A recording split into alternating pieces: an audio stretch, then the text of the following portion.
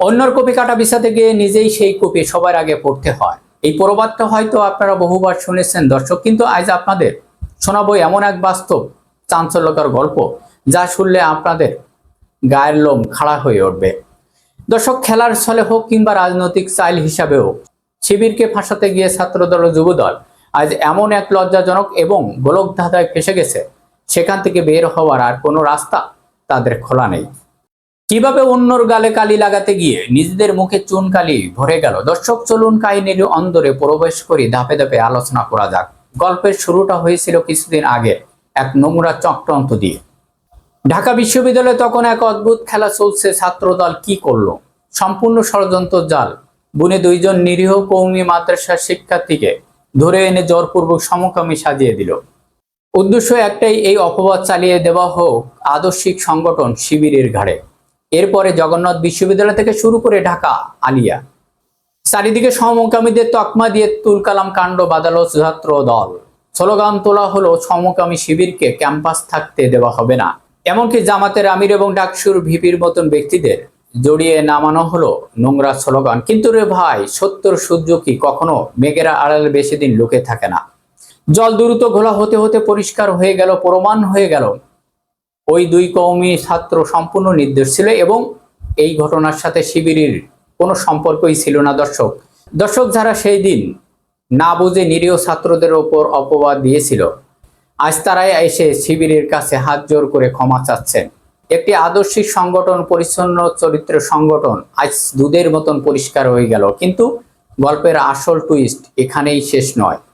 যে ছাত্রদল অন্যর ঘাড়ে দোষ চাপাতে ব্যস্ত ছিল, প্রকৃতির কি নির্মম নিষ্ঠুর পরিহাস। ঠিক কিছুদিন পরেই ঢাকা বিশ্ববিদ্যালয় ফজলুল হক মুসলিম হলে ধরা পড়ে গেল খোদ ছাত্র দলের দুই হেভিওয়েট নেতা।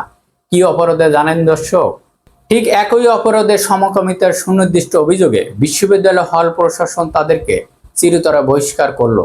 যারা মুখে মুখে তারেক রহমানের গুণকীর্তন করত আর কথায় কথায় শিবিরের গায়ে কালি ছিটাতো, আজ তাদের নিজেদের গায়ে লেগে গেল কালির চিরস্থায়ী দাগ। সচেতন মহল এখন হাসতে হাসতে এদের নাম দিয়েছেন রেইনবো ন্যাশনালিস্ট।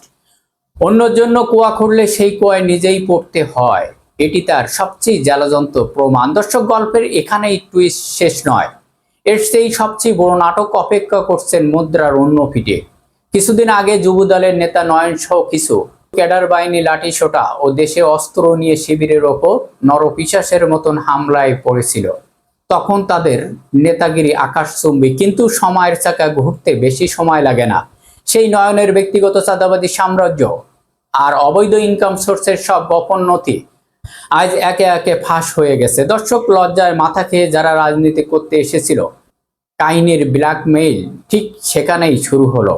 এখন আর বাইরে কারোর সাথে মারামারি করতে হয় না দর্শক। ঢাকা নিউ মার্কেট এলাকায় চাঁদাবাজির টাকা ভাগ বটরে নিয়ে খোদ ছাত্রদল আর যুবদলে নিজেদের মধ্যে রক্তক্ষয়ী সংঘর্ষে লিপ্ত হয়েছে।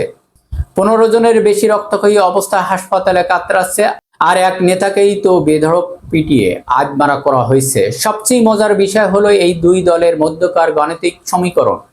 ছাত্রদল আঙ্গুল তুলে বলছে তোরাই চাঁদাবাজ, আর যুবদল তেড়ে এসে বলছে না, তোরাই আসল চাঁদাবাজ। আইনের ভাষা যাকে বলে উভয় পক্ষের ঘোষিত কনফিউশন এবং স্বীকারোক্তি, অর্থাৎ চোর যে কে তার প্রমাণ আদালত বসানো আর কোনো দরকার নেই। অতীতে যারা আলেম ওলামা নিরীহ মানুষের বিরুদ্ধে মিথ্যা সাক্ষী দিয়ে জীবন বরবাদ করেছিল, তাদের কাউকে দুনিয়াতে শান্তিতে মরতে হয়নি। কেউ পাগল হয়ে মরছে, কেউ দেশ ছাড়া হয়েছে, কেউ তিলে তিলে শেষ হয়ে গেছে। দর্শক, আজ ছাত্রদল যুবদলের এই পতন যেন ইতিহাসের এক নির্মম পুনরাবৃত্তি। ক্ষমতার মোহে অন্ধ হয়ে মিথ্যা অপবাদ আর চাঁদাবাদীর যে সাম্রাজ্য তারা গড়ে তুলেছিল, আজ প্রকৃতির নিয়মে তার টিকেও আর টিকছে না।